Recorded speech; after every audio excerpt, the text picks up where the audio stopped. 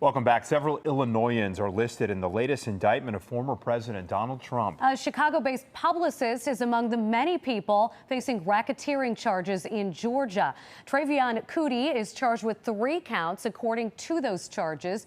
Cootie had traveled to an election worker's home in Georgia in January 2021 to pressure that worker to report claims of fraud that would support Trump's allegation of election tampering. Stephen C. Lee of Illinois faces the same charges as Cootie, as well as 2 charges of criminal attempt to commit influencing a witness. Meanwhile, Trump is vowing to fight the criminal charges and is already claiming that he has evidence that proves his innocence. Rebecca Castor has that story. Donald Trump's attorneys say he committed no crimes and pledged to fight his latest indictment in court. The law is completely nonpartisan. Fulton County District Attorney Fonnie Willis fighting back after accusations that her case against former President Trump is politically motivated. On Monday, a grand jury indicting Trump and 18 of his allies in connection with their actions to overturn the 2020 election results. Supporters of the former president argue it's another attempt by the Biden administration to weaponize the Justice Department. It's ironic that they waited 2.5 years to try and now have it in 6 months. The reason was they wanted to mess him up right in the middle of a campaign. They wanted to line him up so that he's tied up in court. Mr. Trump telling Fox the indictment, quote, is a continuation of the greatest and longest running witch hunt in American history. Democrats, meanwhile, are praising the move. It is so important that we actually hold folks accountable here for what they did in trying to overturn the election. Prosecutors are pressing for a trial to start within the next 6 months. All 19 defendants have until next Friday to turn themselves in. Legal experts, though, say they face an uphill battle in court. Because it was brought under the racketeering statute, it's going to be very hard to get an appellate review to knock this out on threshold questions. Racketeering cases are largely fact cases. Despite his legal troubles, the former president continues to hold a wide lead over his Republican challengers. In Atlanta, Rebecca Castor, Fox 32 Chicago. Well, former President Donald Trump indicted for the 4th time as he leads the 2024 primary field. And here's the big question. Will these cases have an impact on his bid to return to the White House? Joining us now is Professor Stephen Caliendo with North Central College to delve into this 97-page indictment. Thank you so much for being here.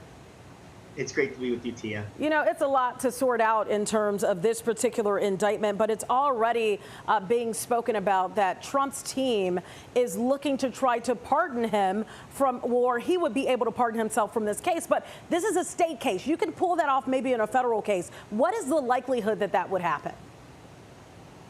I don't know how to put the odds at the likelihood, but there is a mechanism by which somebody who holds federal office and is brought up on state charges can ask for the case to be moved up to the federal level. And so my guess is that they may try that. I don't know the extent to which it will happen. Remember, this is possible in this case because the actions about which the president's accused happened while he was president of the United States in December of 2020.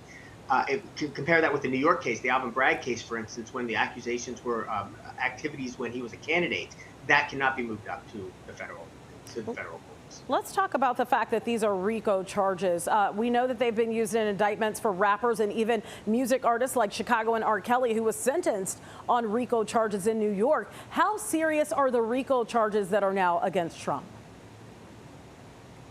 Right. It's an interesting group of statutes. I mean, states have them as federal RICO laws. So of course, they were put in place for organized crime. And so the idea is that actions on their own may or may not violate a particular law, but actions taken together, especially when there's more than 2 people involved, constitute a conspiracy, racketeering, and undue influence. And so these are ways that prosecutors can get at some of the thornier crimes, and that's exactly what we're dealing with here. I mean, the accusations are that he engaged in a conspiracy, and his defense is going to be, I was just speaking of what I thought. And so this is an appropriate way to look at it, but it does make it challenging because there's 19 defendants.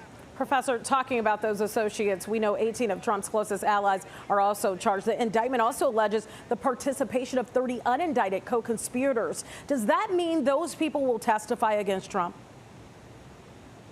Well, it probably means that they at least avoided being named as an indicted conspirator by cooperating. with the investigation. One of the most interesting things, Tia, that we learned yesterday was that Mark Meadows is a defendant.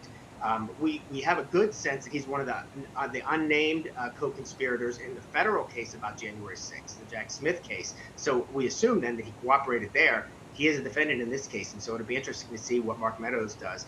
Part of this leverage might be to try to get some of those 19 defendants to turn and have immunity and talk. It's a lot to this indictment. You know, I sat back and I read all really 98 pages. It ends at page 98. Not much left on that 98th page. But what sticks out in your mind as key evidence after reviewing this indictment?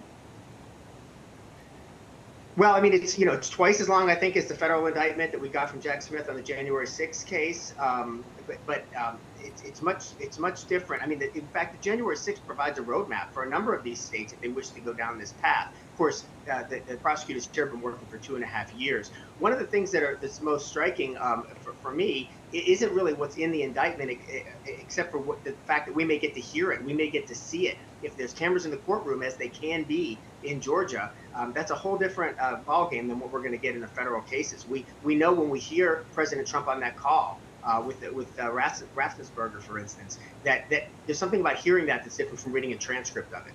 That might change the way the American public perceives this trial as it moves forward. You're absolutely right. We may all have a front row seat. Professor Stephen Caliendo, it's always great to have you here breaking down these cases here on First at 4. Thank you for being with us today. Have a good night, Tia. Thank you. All right, you do the same. Anthony and Natalie, I'll send it back to you.